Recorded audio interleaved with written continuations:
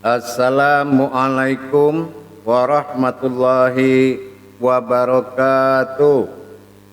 Waalaikumsalam Waalaikumsalam warahmatullahi warahmatullahi wabarakatuh. Alhamdulillah, alhamdulillahi rabbil alamin. Assalatu wassalamu ala asrafil anbiya'i wal mursalin Sayyidina wa maulana Muhammadin. Allahumma shalli wa sallim. Ashhadu an la ilaha illallahul malikul haqqul mubin. Wa ashhadu anna Muhammadan abduhu wa rasuluh sadiqul wa'dal amin. Allahumma sholli wa sallim wa barik wa karim azanul nabil karim. Ihdinil lazi min jamalika wa innal lazi bin jalalika wa innahu fin kitabika. Wa tahirin wal mujahidina amma ba'du ibadullah wa ittaqullah. Bersyukur kita kepada Allah dengan mengucapkan alhamdulillahirabbil alamin atas segala karunia, limpahan rahmah dan hidayahnya, serta dengan izinnya juga kita dapat menjalankan amanahnya, beramal dan beribadah. Bersalam kita tidak akan pernah kita lupakan. Marilah sama-sama kita panjatkan kepada junjungan kita Nabi Allah Nabiul Akhir Zaman Rasulullah Muhammad sallallahu alaihi wasallam. Atasnya kalimahnya marilah kita sama-sama membacakan Allahumma sholli ala Sayyidina Muhammad wa ala alihi Sayyidina Muhammad. Alhamdulillah, jamaah grup 6 yang dirahmati Allah rahimakumullah. Insyaallah di dalam bertolabul ilmi perlu kiranya dibutuhkan keikhlasan di diri kita di dalam mencapai tangga-tangga tauhid kepada Allah. Dikatakan belajar kepada hakikat-hakikat ketuhanan dalam diri, dibutuhkan jiwa yang watafaraku, insyaallah yang jiwa yang ikut dan mengakui dan tafakur. Dalam prinsip beribadah dalam rangka menetapkan sifat keumatan Tuhan dalam diri dan sifat ketuhanan, inilah tugas kita bagi orang-orang yang akan diberi keberuntungan oleh Allah. Tidak semua umat diwajibkan menuntut ilmu, tetapi bagi orang yang berpikir, bagi orang yang ingin mendapatkan derajat di mata Allah, tentu dia mendapatkan suatu bimbingan yaitu ilmu. Afqalala fil mu'mini fa innahu, sesungguhnya orang yang beruntung itu orang yang mengikuti aku. Apa yang kita ikuti, inilah berawal daripada kesiapan-kesiapan, persyaratan-persyaratan, yaitu tentang ketuhanan di dalam diri. Kenapa?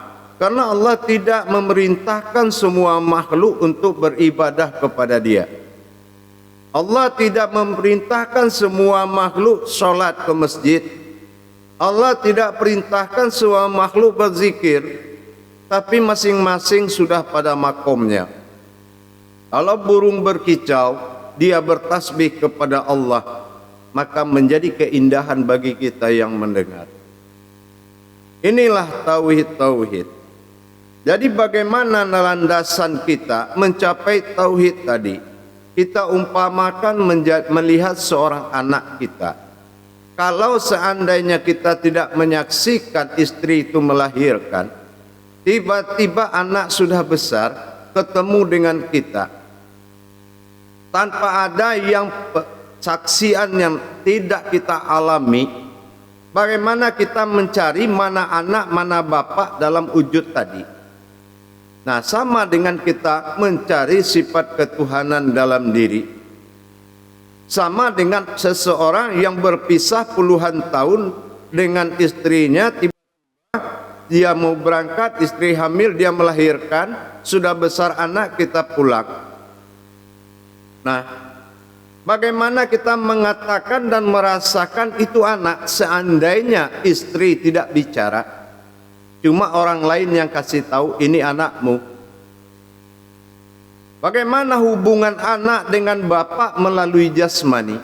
Pasti tidak akan. Maka dicari kebenarannya dengan kita memeriksa, yaitu kalau dalam ilmu kedokteran, yaitu di USG-nya. Kita periksa dulu, apakah ia darahnya darah kita atau tidak. Secara jasmani kan kita harus menciptakan dulu kebenaran fisiknya.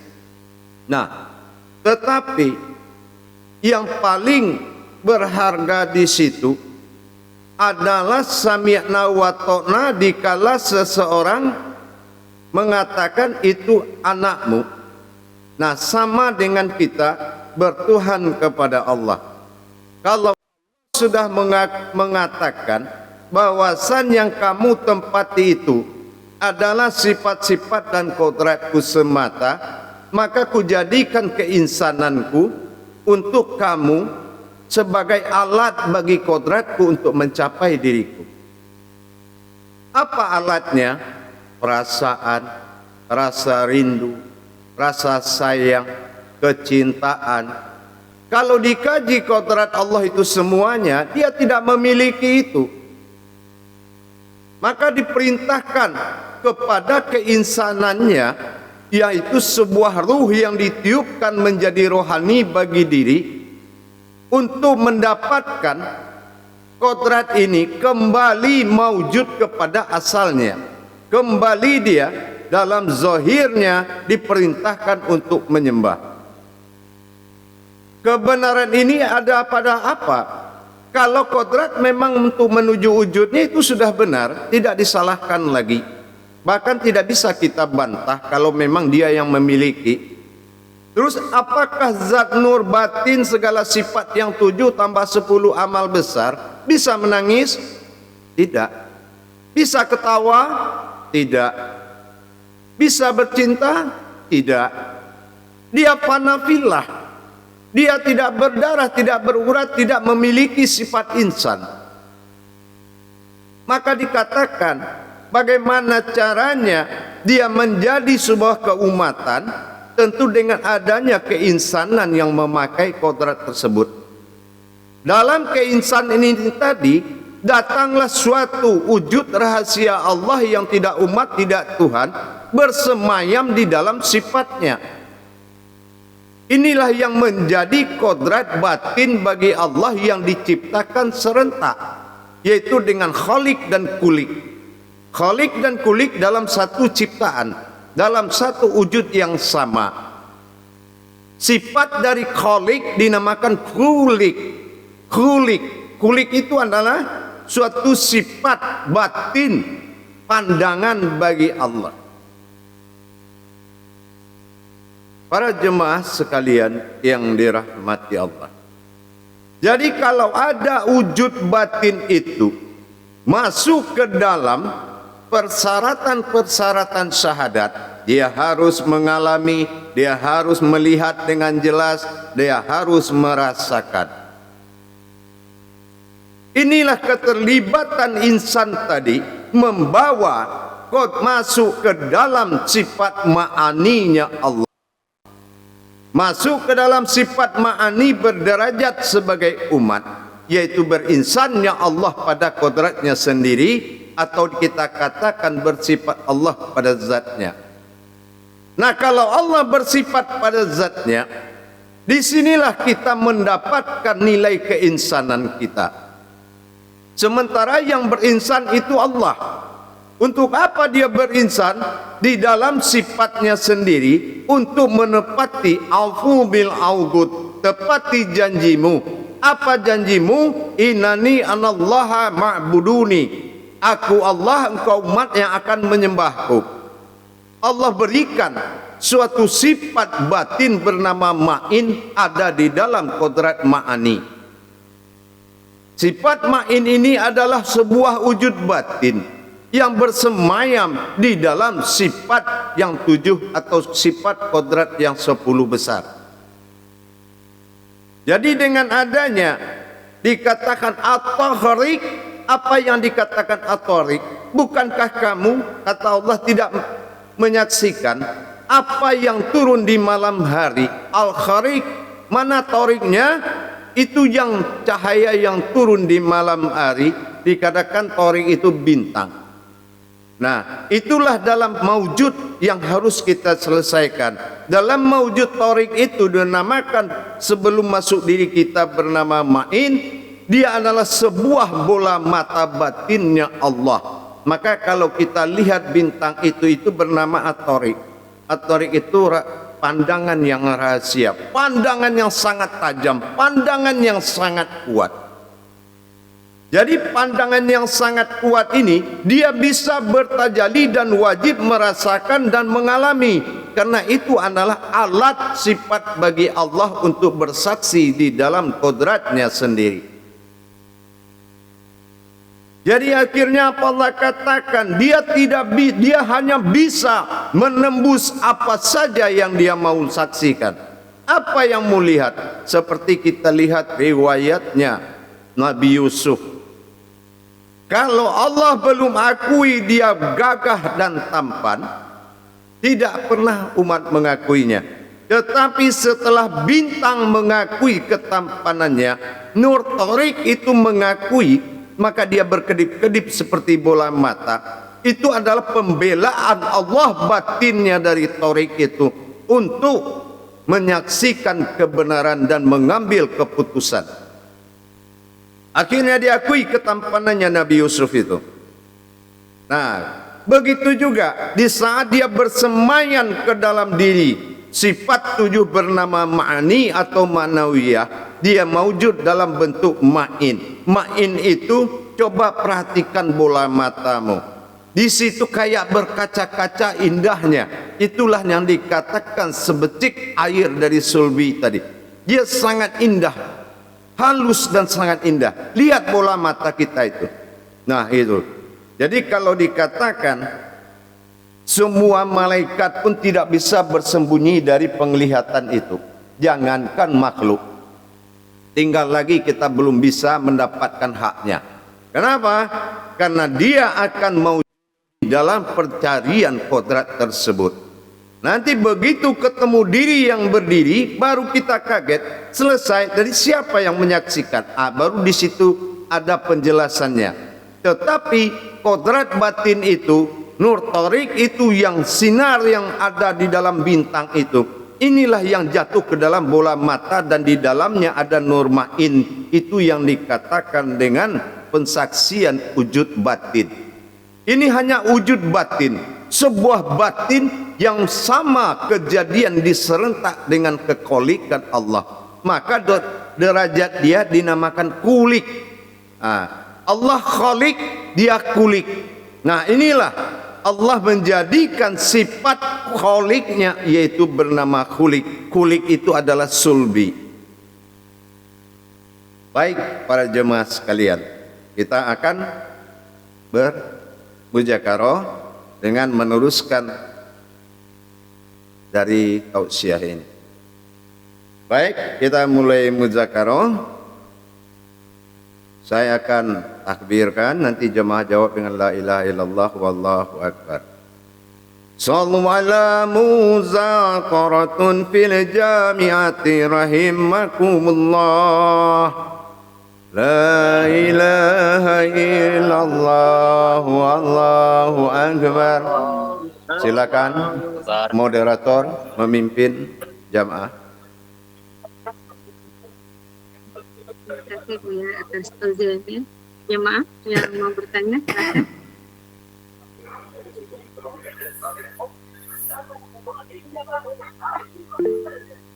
Pak Ande, Silahkan Pak Andi. Assalamualaikum warahmatullahi wabarakatuh ya. Waalaikumsalam warahmatullahi wabarakatuh. Pak De, sehat? Alhamdulillah insyaallah Buya. Insya Allah. Ya, apa yang bisa dibantu? Seperti yang telah Buya jelaskan tadi, antara kesaksian Nur Main pada diri, apakah kaitannya dengan sholatu min tawab? Hanya itu aja Buya. Ada nggak gitu kaitannya dengan sholatu min tawab atau seperti apa itu? Ya. Seandainya kaitannya. Ya. Jadi begini, Nur Main ini yang dikatakan sulbi ini, ya dia atorik itu kita memandang ini memakai atorik atau basar atau basirun. Nah, kalau memang atorik berarti pensaksian 24 jam sudah bersaksikan kepada Allah. Tapi kalau masih basar, basirun, ainul basirah, masih melibatkan zat dan sifatnya. Tergantung bola mata siapa yang mau dipakai. Iya enggak? Nah, kalau atorik berarti dia bisa menembus apa saja, dalam arti dia akan halal langsung mutlak kepada ilahiyahnya, kepada wahidnya tentang bertuhan 24 jam. Kenapa? Karena dia lewat khulik, dan khulik akan menyampaikan kepada khuliknya.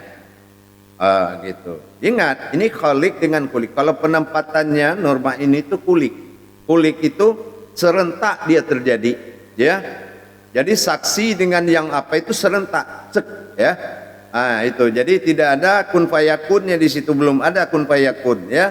Dia serentak terjadinya antara khulik yang menjadi, yang jadi, dan khulik yang dijadikan. Itu serentak dia. Paham? Nah, jadi kalau kita ingin 24 jam pandai, ya maka kita harus pakai kodrat batin halus. Coba lihat bola mata kita itu pelan-pelan, ya. Itu adalah ada nur batin di situ, namanya nur main yang maujud di meliputi sekalian alam jasad ini. Dia sangat halus dan maka sebening air, ya. Dikatakan sebertik air kata Allah, ya. Ibaratnya maksud Allah air itu, itulah dia kaca-kaca dalam mata itu, ya. Nah itu kalau kita witirkan dia akan dingin, kalau kita zikir dia akan dingin, ya kan. Nah kalau itu yang berfungsi diri normain dalam diri, maka itu wajar orang tuh mengatakan Allah melihat, aku menyaksikan, itu sudah wajar. Tapi kalau normainnya belum berkuasa di diri dia, masih merasa dia yang melihat, kenapa? Kesempurnaan kaji kodratnya kurang, Pak De. Jadi bagaimana coba? Sebetulnya kaji ini belakangan. Kenapa saya bilang belakangan? Dia bisa dikasih tahu kepada orang yang pantas, satu. Yang kedua, orang itu akan tahu sendiri apabila kaji kodrat ini diselesaikan. Lama-lama dia baru tahu, kok saya tahu semua Bu ya, kok saya begini Bu ya, baru di situ. Tapi artinya kalau ada jemaah yang dia boleh mengikuti dari perjalanan dan boleh langsung tanpa perjalanan kecuali siap, gitu. Dan saya tidak menghalangi dua perkara itu, silakan, tidak ada masalah buat saya. Tidak ada istilah saya bilang lama itu kurang bagus, cepat itu bagus, tidak. Gitu, paham? Nah, jadi kalau 24 jam tadi, Pak De, ngobrol aja kita, Pak De, jangan buru-buru. Kita ngaji nih, ya kalau perlu nanti sahur aja selesai, ya kan? Nah, jadi gini, coba gitu. Kalau kita merasakan, kan kemarin kita belum sempurna, ya saya tingkatkan sedikit ini, supaya wujud batin ini bukan diri, tapi wujud batin, tetapi bisa meliputi diri. Ya, Bisa dia meliputi zat, masuk ke dalam sifat. Kan dikatakan man lam yazud falam yarib. Orang yang tidak merasakan niscaya tidak akan tahu. Bisa jadi dia masuk dalam rasa. Begitu rasa dikirimnya terbuka itu.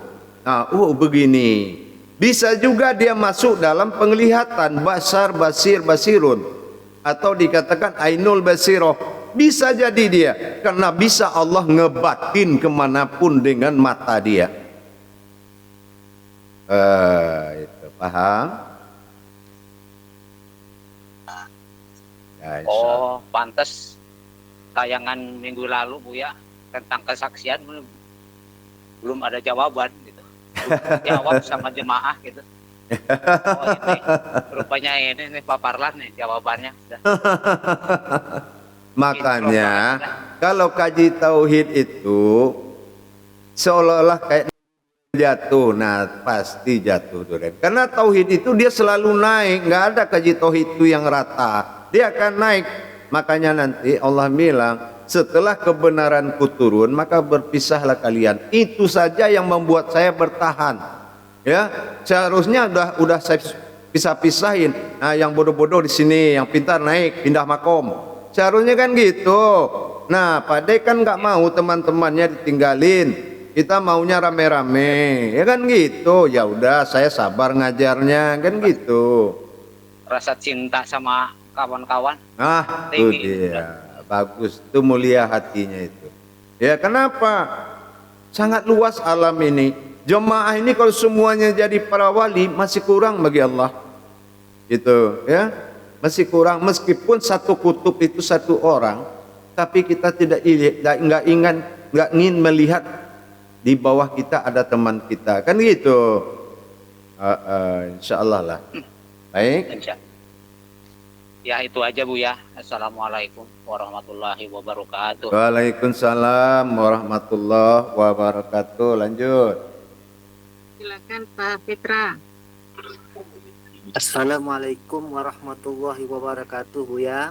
Waalaikumsalam warahmatullahi wabarakatuh. Semua kalau assalamualaikum itu dijawab biar berkahnya sama-sama dapat, ya. Insya Allah Buya. Ya. Lanjut, silakan. Ada yang mau ditanyakan Buya. Di waktu berzikir itu terjalinya Bismillah di kening itu, apakah itu salah satu nurmain gitu Buya? Mohon penjelasannya. Sudah pasti. Kalau kamu bisa melihat berarti dia yang melihat, kamu yang menyaksikan. Ya.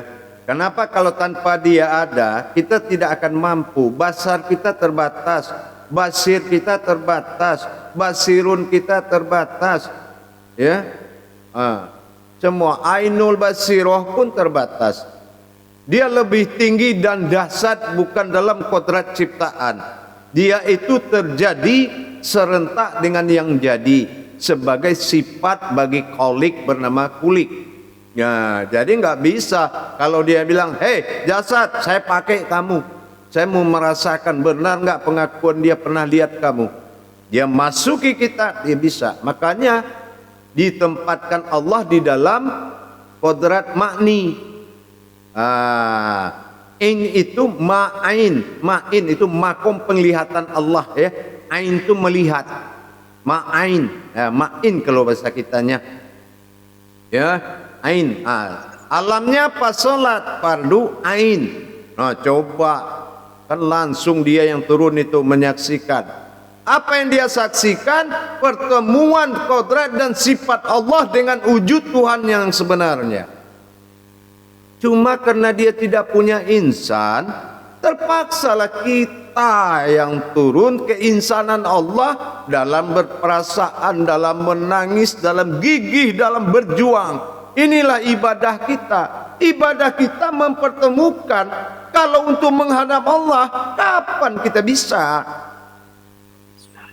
Ya, Allah itu tidak bersekutu. Makanya saya bilang 5 sifat Allah tidak boleh dipakai manusia. Ya, wujud, qidam, bako, mukhalifatul hawadis, dan qiyamuhu binafsihi. Itu tidak bisa dipakai. Gitu, ya.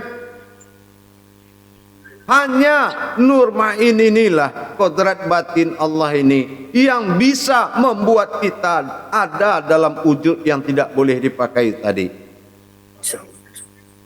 Coba kalau dia tidak masuk di situ, bagaimana kita bisa menyaksikan?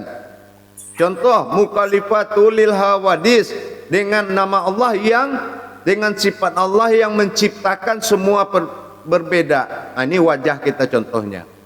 Tul mukhalifatul hawadis. Berarti kita pakai ini wajah, tapi tetap milik dia, kan begitu. Nah, itu contohnya begitu. Qidam, dahulu. Kita pakai apa? Adam yang pertama. Qidam maha dahulu. Nah, kalau qidam maha dahulu, langkahnya milah. Nah, sekarang kalau kita mau pergi, qidam atau Adam langkahnya, kan gitu. Kalau qidam, kita sudah sampai dulu sebelum berangkat. Bagaimana terjadi bismillahnya? Ya kan? Kalau Adam berangkat dulu baru sampai.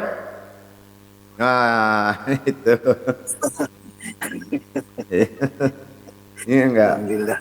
Insya Allah. Jadi kalau kemana-mana jangan mendahului Allah. Ya. Jangan mendahului. Berangkatkan batinmu itu yang ba alif sin itu, tongolin di rahimmu, berangkatkan. Kamu kan, kita ini kan istilahnya sulbinya Allah ada di diri kita dalam bentuk kodrat batin bilah. Bilah ini kan batin Allah. Masa batin Allah nggak bisa ke pasar, ke kantor, kemanapun, ya? Nah, berangkatkan berwujud kita dulu. Kalau kita ngelihat, baru jalan. Kalau nggak ada kita di situ, jangan jalan. Tuh baru orang bertuhan. Ya, mantap kan? Alhamdulillah Buya. Insya Allah. Ada lagi? Baik, lanjut yang lain. Silakan Pak Syafi'i. Assalamualaikum warahmatullahi wabarakatuh ya. Waalaikumsalam warahmatullahi wabarakatuh. Begini Bu ya, mohon izin tanya. Untuk mencapai tingkat nur ma'in itu Bu ya, apa ada langkah-langkah atau kita Ya, menghidupkan kodrat-kodrat, Ya. menghidupkan kodrat-kodrat kita dulu Bu ya? iya. Tadi saya sudah bilang, mau langsung tahu siap atau tidak. Kalau ingin profesional sesuai hukum tauhid, dengan kita mengkaji diri ini, kita lupa yang mengkaji ini siapa, terus aja dulu. Di ujung jalan hilang diri, ketemu dengan yang berdiri, balik tanya saya. Kan gitu. Buya, kan udah ketemu yang berdiri ini. Nah, siapa yang ketemu dengan yang berdiri itu? Nah, mulai dari situ, ya kan? Kan gitu. Rasulullah karena dia siap, serahkan Al-Quran itu ya Allah, prap 3 kali penyerahan. Rasul aja 3 kali penerimaan, 33 kali 3 karomahnya, ya kan? 33 kali 3 dia terima Al-Quran itu ke dalam diri dia. Nah, setelah itu baru dia belajar. Tapi kata Allah, jangan engkau belajar Rasul Muhammad, tapi Al-Quran ini aku turunkan untuk umatku, untuk hambaku sendiri. Aku tidak ingin membuat engkau susah. Pelajari surat Al-Isra itu. Kenapa dia? Kalau dia baca itu kodratnya, kan gitu. Nanti akan diterjemahkan oleh umatnya kalau ada Muhammad lain selain daripada dia. Nah, maka dihentikan, dia tidak boleh membaca karena maujud Al-Quran itu adalah hakikat Allah dan Muhammad. Gitu kan? Nah, sebagai ibadah baru diserahkan kepada umat. Nah, sama. Kalau kita ingin tahu, 2 jalannya, ya kan? Dengan kita mentadabur dan kajian diri dan solat ini, sehingga kita menyaksikan suatu pertemuan, bukan kita yang ketemu. Namanya aja alam saksi, fardu ain. Alam saksi kok jadi alam jadi, ya. Makanya fardu ain. Nah, yang bisa nur ma'in, nah, itu yang menyaksikan. Kalau benar, baru ketahuan wujudnya. Sekarang wujudnya batin, ya kan gitu. Nah, kalau memang ini menjadi suatu kodrat yang mutlak akhirnya, ya tidak tertutup kemungkinan nur ma'in ini menjadi ilah dan ta'ala, ya kan gitu. Nanti kita tunggulah akhir ceritanya. Coba saya tanya ente, bisa nggak ente membedakan ilah dengan ta'ala, ya kan? Oh. Susah kan bedakan, sama-sama Tuhan artinya. Ya, betul enggak? Betul enggak? Betul. Nah, makanya ya kan, nah, nanti sekarang kita mulai, oh sudah kenal ayan sabitah, iya sudah kenal diri mana diri fanafilah, bagus. Sayang aja saya nggak tanya siapa yang kenal itu, kan gitu. Makanya mengenal aja dulu, kan gitu. Batin siapa yang bergejolak di situ? Karena apapun bentuknya, kata Allah itu sir usir. Dalam rahasia ada rahasia. Insya Allah. Paham? Insya Allah, Bu ya. Oh. Camkan kalimat saya, dalam rahasia ada rahasia, sir usir. Nah, makanya perjalanan itu apa? Ada dal, ada dil, ada dul, ya, ada da, ada di, ada du, da, di, du. Nah, ma'buda bagaimana dalam rangka penyembahan, di tumbadil, dil, bagaimana penyatuan. Madu, makbudu, atau dikatakan ashadu, bagaimana perjalanan batinnya. Nah, jadi kodrat-kodrat tajalli itu ada, ya. Paham? Gini, Bu ya. Bu ya. Ini masalah zikir bismillah itu, Bu ya. Ya. Itu untuk mempertajam itu lebih bagus setiap kita mau kan memang dipakai. Ya. Masalah cepat tidaknya besok pagi juga bisa. Kan kodratnya itu ada. Makanya sekarang kita kenalkan ini. Ya, kita kenalkan semua pengkajian itu, pertahankan wujud batin ma'in itu, mau cepat ngaji atau mau cepat bisa. Jangan merasa kita yang menyaksikan di saat itu. Tarik wujud ma'in itu kan sudah dikatakan, cara pemanggilannya kan ada nanti itu, cara penghadirannya ada. Paham? Kenapa? Nah itu tadi, cobalah selama ini mana kita tahu ada kholik dan kulik, ya kan? Nah, beda huruf O dengan U nya aja, ya kan gitu. Nah, mana kita tahu selama ini kalau ada sifat kholik itu bernama khulik, ya kan?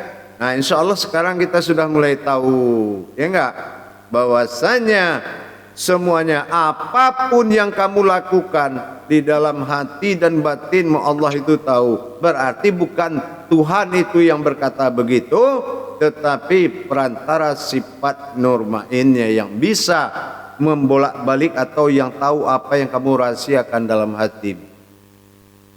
Paham? Insyaallah. Baik, dilanjut dulu, diputar, ya, biar kebagian yang lain. Nanti pendalaman. Lanjut. Ada lagi? Pak Galeni tadi ngangkat tangan mau bertanya, Bapak. Ya, silakan. Sabar Pak Badrun ya. Silakan Pak Kalian. Audionya Bapak. Audionya. Pak Kailani audionya. Dibuka. Suaranya ditekan.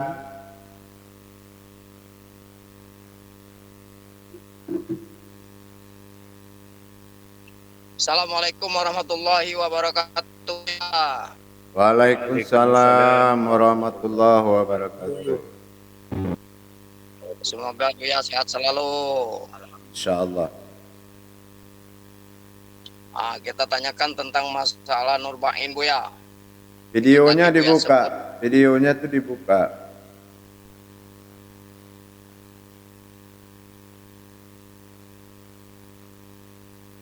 Ya, suaranya lagi hilang.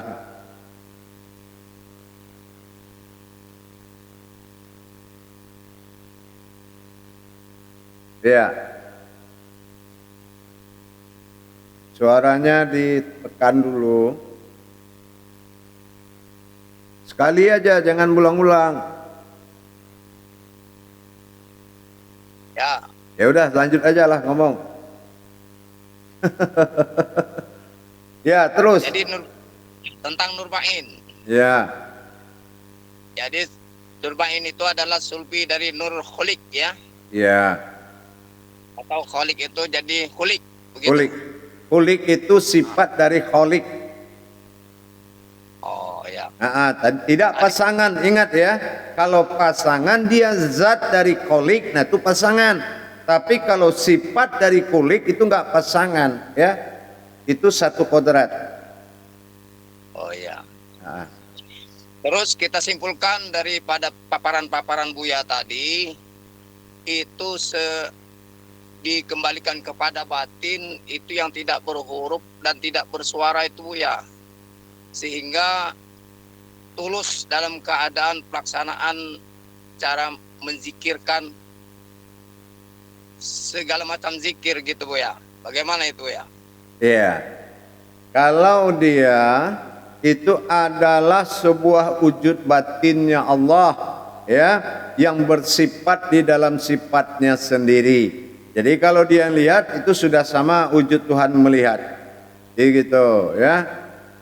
Dan dia bisa melihat pandangannya sendiri. Bayangin hebatnya. Gitu, ya. Kita melihat nih. Kita melihat bisa dia lihat lagi pandangan kita ini. Basar bisa dia lihat, basir bisa, ainul basiroh bisa dia lihat. Gitu ya. Kan akhirnya yang mewujudkan kodrat Allah.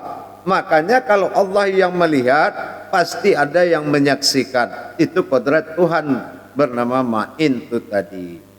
Paham? Nah, Paham insyaallah. insya Allah. Nanti itu kita pedalaman ya. Kita dikejar waktu dulu. Cepat. Insya Allah. Silakan. Itu saja Buya. Assalamualaikum warahmatullahi wabarakatuh. Waalaikumsalam warahmatullahi wabarakatuh. Warahmatullahi wabarakatuh. Silakan yang lain. Silakan Pak Badrun. Assalamualaikum warahmatullahi ta'ala wabarakatuh Buya. Semoga sehat selalu. Amin, amin. Waalaikumsalam warahmatullahi wabarakatuh. Terima kasih Buya atas bimbingannya pada bulan ini. Insya Allah luar biasa. Begini Buya, tadi saya dengar Buya singgung tentang sir usir. Nah mungkin kira-kira di sini yang paling dekat yang bisa kita mendapatkan ini yang dimaksud saudara-saudaraku tadi ini.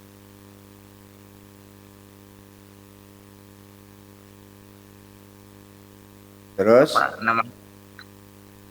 Di dalam sir usir, rahasia di dalam rahasia, berarti dia mengawal di situ baru bisa terjadi ini sir usir. Dan dia sangat erat juga untuk mengawal yang 7 kodrat sifat-sifat Allah di dalam diri kita ini, bahkan yang masuk di dalam 3. Bisa seperti itu Kak? Iya. Kebenarannya adalah pensaksian itu di tauhid, tafrid, tajrid. Ya, tapi dengan syarat dalam misi apa? Syahadat, syahadah, ahad, menyatukan langsung jadi satu. Kalau kita selalu kebingungan dan ragu-ragu menyatukan kodratnya, kapan selesainya ini? Kan gitu. Insyaallah. Masa Allah menyesuaikan diri dengan pemahaman kita? Harusnya pemahaman kita takluk dengan apa pemahaman Allah. Kenapa? Al-Baqarah 269 itu kan sudah tahu pemahaman itu datang dari Allah, maka yakinkan Allah kita bisa. Insya Allah Buya, semangat. Yakinkan Allah kita sanggup menjadikan, penjaminnya sudah ada, mursyid, kan gitu.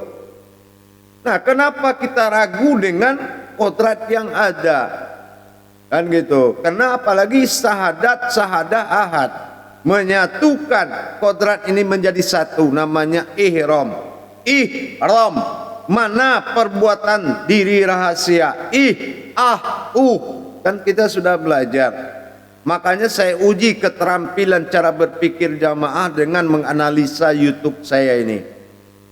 Masih kaku atau sudah loyal, atau sudah mulai elastis, sudah bisa menimbulkan bimbingan Allah. Nah, coba minta petunjuk sama Allah bagaimana merakit tausiah Buya ini.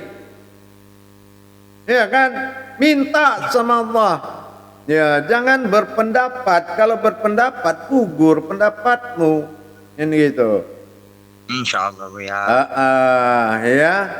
Jadi Hilang begitu. Insya Allah hilang sudah ragu-ragu itu.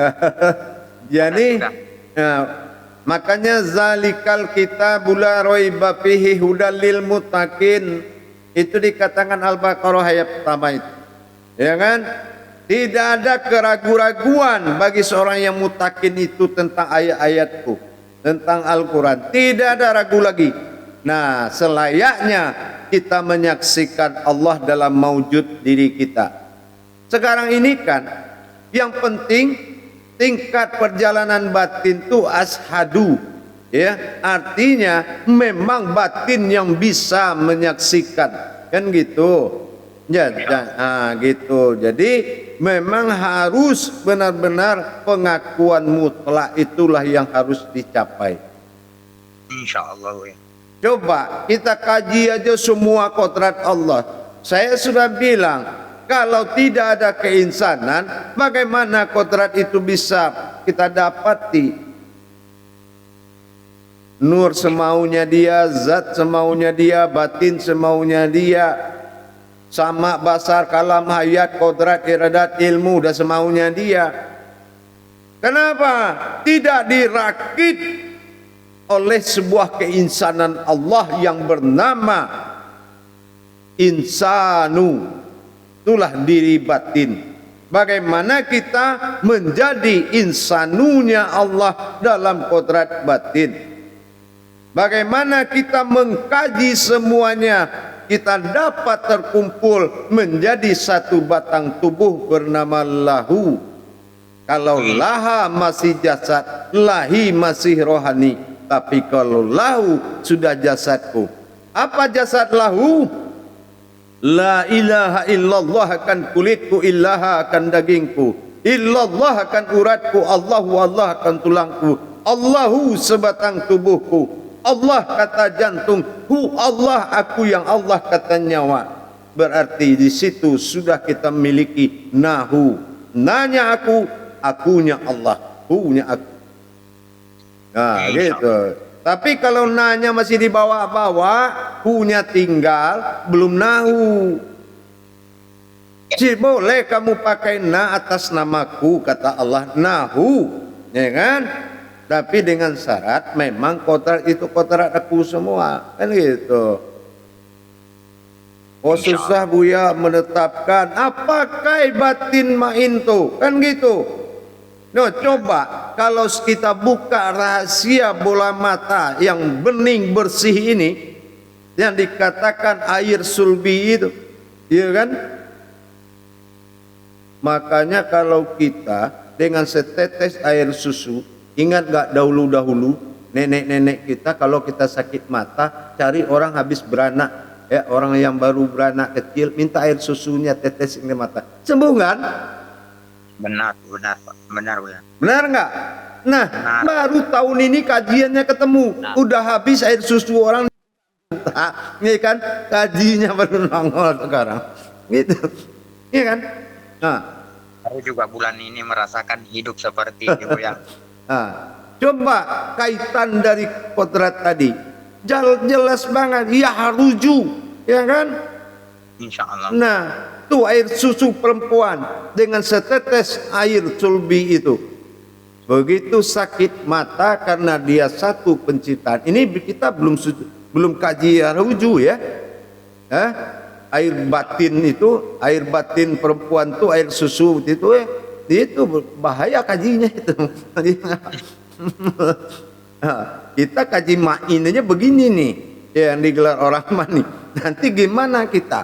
Siapa yang disusukan ibu itu, air susunya apa isinya, apa kodratnya? Nah, makanya Pak pernah bersyukur ke orang tua ya, karena kita belum kaji itu. Ini enggak dikaji, kasihanilah ibumu, sayangilah ibumu. Tapi dasarnya apa? Oh iya, ditakut-takutilah kita dengan ilmu kedokteran. Dia capek melahirkan, setengah mati. Cuma gara-gara itu sayang ke ibu. Apa itu yang mau hubungan dunia akhirat? Belum terjawab. Insya Allah nanti akan terjawab dalam makom kajian ini juga, karena dia serentak itu. Insya Allah ya. Itulah yakhruju min bainis sama itu, ya kan? Ya insya Allah. Jangan melihat air susu itu putih, bukan itu ya. Itu karena mengimbangi normain itu dalam zahirnya putih juga, makni rahim, rahmani rahim. Itu imbangan syariat ya, kaji syariatnya.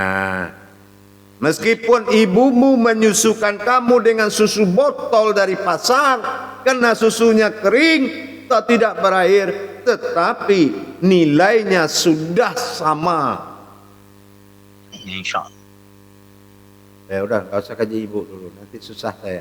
Ya udah, kita lanjutkan. Ada lagi pertanyaan? Oke, Assalamualaikum warahmatullahi wabarakatuh ya. Waalaikumsalam warahmatullahi wabarakatuh. Silakan Pak Idris. Silakan Pak Idris. Allah, untuk